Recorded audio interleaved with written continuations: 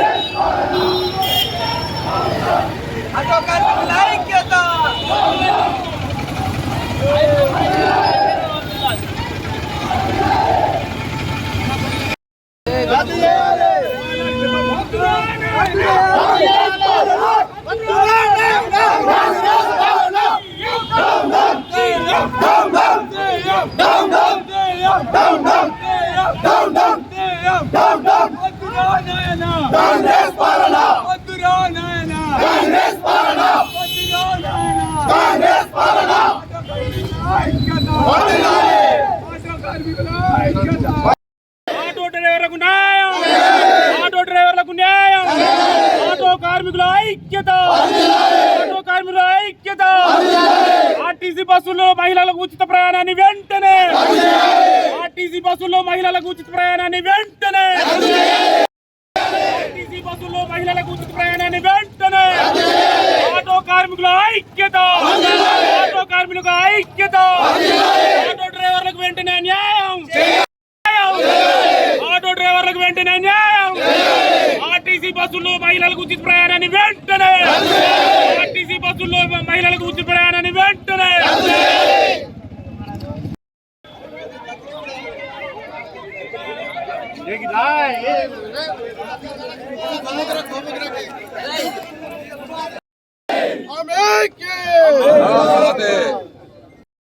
కార్మికుల ఐక్యత వర్ధిల్లాలి, వర్ధిల్లాలి.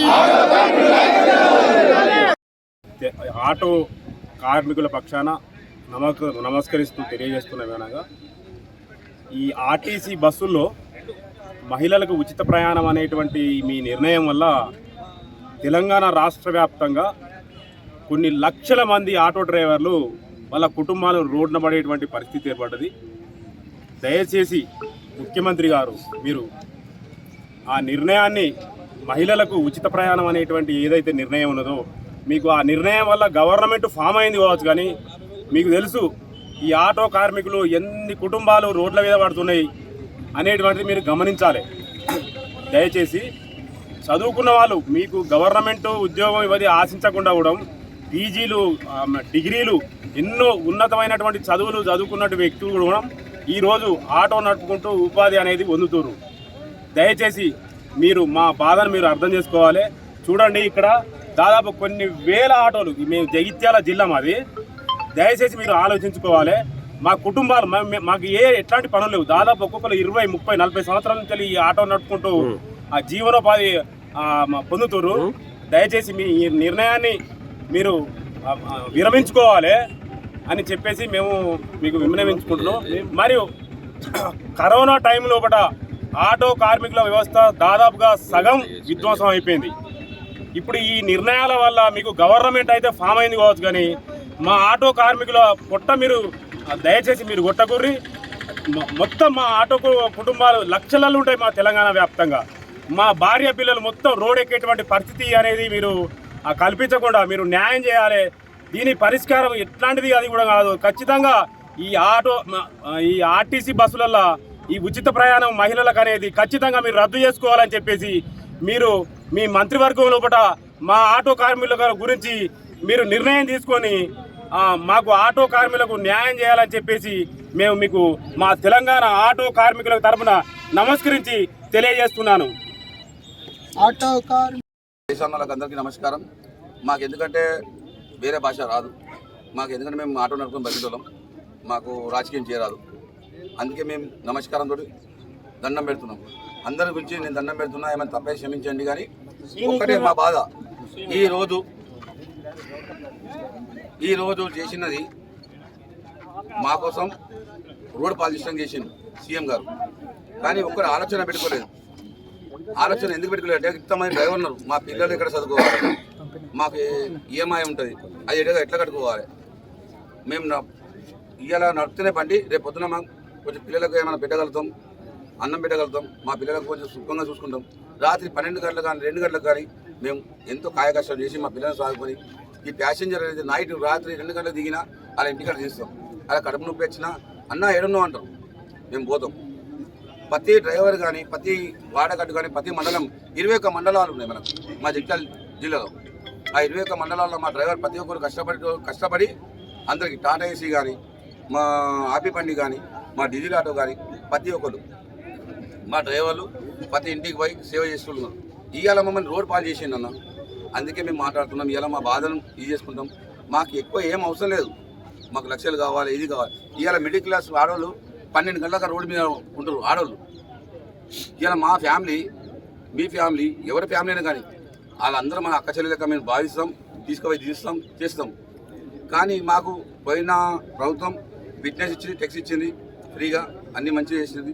కానీ మేము ఈ ప్రభుత్వం వస్తే మారుతుంది, ఏమో మారుతుంది, ఈ ప్రభుత్వం వస్తే మారుతుంది, మా బతుకులు మారుతాయి అనుకొని మేము అందరం మా డ్రైవర్లు అన్నాళ్ళు అందరూ కలిసి ఓటేసి గెలిపించుకుంటే ఇవాళ ఒక పెద్ద మనిషి జరిగిపోతే నెలకు 200 రూపాయలు సంపు అంటే మేము నెలకు 200 కాదు, మేము కేవలం కూలీ పని చేసుకునే కడిగి ఆయనకి ఇస్తాం. ఆయన మా దగ్గర జీతం ఉంటాడా? అంత దారుణమా మా బతుకులకు అంత ఘోరమా? సపోర్ట్ చేయాలి. ఎవరో అన్న మా జగిత్యాల ఎమ్మెల్సీ గారు మాట్లాడారు ఏది అసెంబ్లీలో మొన్న, ఏమని దుబాయ్ అంటే ఇక్కడ మేము ఉన్నాం, ఇంతమంది 40 లక్షల మంది ఉన్నాం. మా మండలానికి దాదాపు ఒక 40,000 డ్రైవర్లు ఉన్నాం.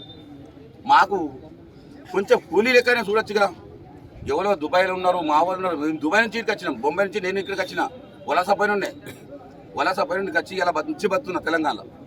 మళ్ళీ ఇటు పోమంటారు అన్న, తెలంగాణ మళ్ళీ బ్యాగ్ పట్టుకొని పోమంటారా మమ్మల్ని డ్రైవర్లను? మా పిల్లలు మళ్ళీ ఆత్మహత్య చేసుకున్నా? మాకు ఏమైనా భూములు లేవు, జాగాలు లేవు, మాకు ఇల్లులు లేవు, మాకు డబల్ బెడ్రూమ్ లేదు, నా సింగిల్ రూమ్ లేదు. మేము కష్టపడి మా డ్రైవర్లు అందరూ ఏకతాటిగా ఒక్కటే అడుగుతున్నాం. మేము ఏం పెద్ద ఏం అడుగుతలేము గవర్నమెంట్కి. మీరు లక్ష్మీ కళ్యాణం ఏమంటారు దాన్ని, మహాలక్ష్మి మీరు పెట్టారు, మేము దానికి ఇంతకన్నా లేము. మంచి పని చేశారు మీరు, కానీ మా పొట్టలు కొట్టారు. దానికోసం మా బాధ. ఎందుకంటే మాకు నెలకు 15,000 వృత్తి కావాలి.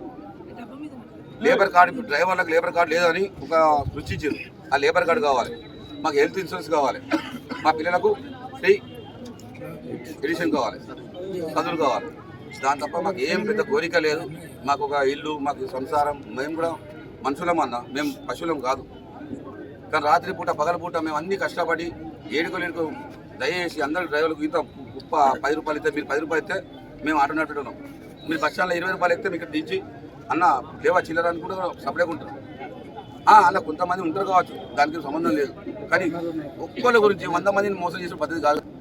ఈ 100 మందిని ఆకలి మీద సంపూర్ణ పద్ధతి కాదుగా. మాకు కావాల్సింది మా డిమాండ్ కిందే, మా డిమాండ్కు మాకు సరైన మేము సరైన అని అనుకున్నాం. కానీ ఏదన్నా ఈ మొత్తం వచ్చి మమ్మల్ని నాశనం చేసినాడు. ఇది మా బతుకులు రోడ్డు తీసి మమ్మల్ని ఆడవాళ్ళు 7 గంటలకు ఇంటికి ఆడవాళ్ళు 12 గంటలకు బస్ స్టాండ్ ఉంటారు. వాళ్ళని చూసి మాకు బాధ అనిపిస్తుంది. ఆటో పెట్టుకొని ఆటో నడుస్తూ ఉంటే మా ఆటో సిగ్గుపడుతుంది. మమ్మల్ని నవ్వుకుంటూ పోతున్నారు పబ్లిక్. ఎంత బాధగా ఉంటాను.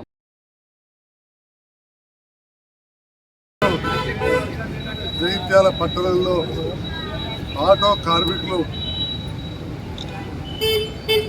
ప్రభుత్వ నిర్ణయానికి వ్యతిరేకంగా ఒక నిరసన కార్యక్రమాన్ని ఏర్పాటు చేయడం జరిగింది. రెక్కాడితే కానీ డొక్కాడని ఆటో కార్మికులు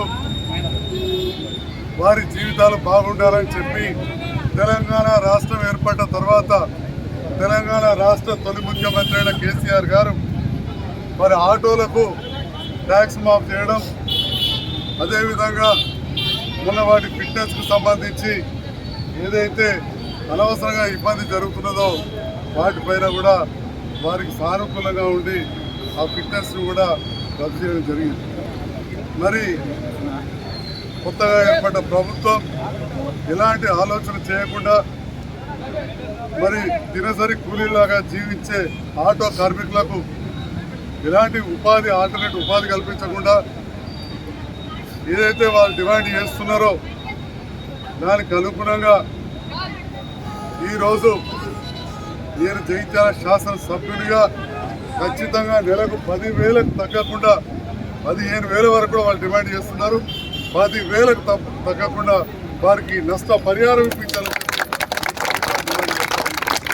ఎందుకంటే ఇంత సామాన్యుడు బతకాలన్నా ఇవాళ ఒక 10,000 రూపాయలు కావాలి. అలాంటిది వాళ్ళ కుటుంబాన్ని పోషించుకోవాలి. మరి 10,000 రూపాయలు వాళ్ళకి ఇవ్వాలి. ఎందుకంటే వాళ్ళకి ఇన్స్టాల్మెంట్స్ ఉంటాయి. కొందరికి అయితే ఇన్స్టాల్మెంట్ ఉన్న వాళ్ళకు, లోన్ ఉన్న వాళ్ళకు ఆ లోన్ కూడా మొత్తం మాఫీ చేసే విధంగా కూడా ప్రభుత్వం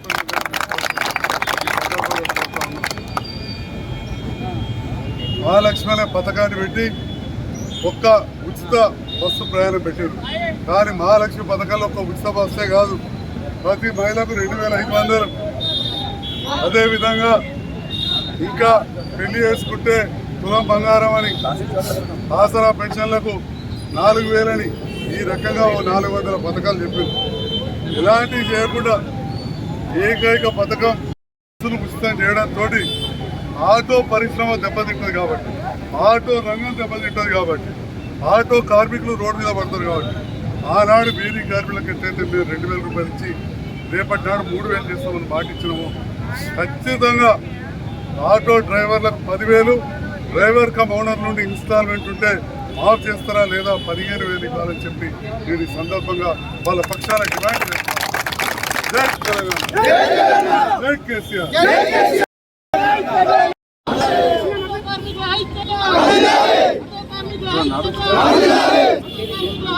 Hey!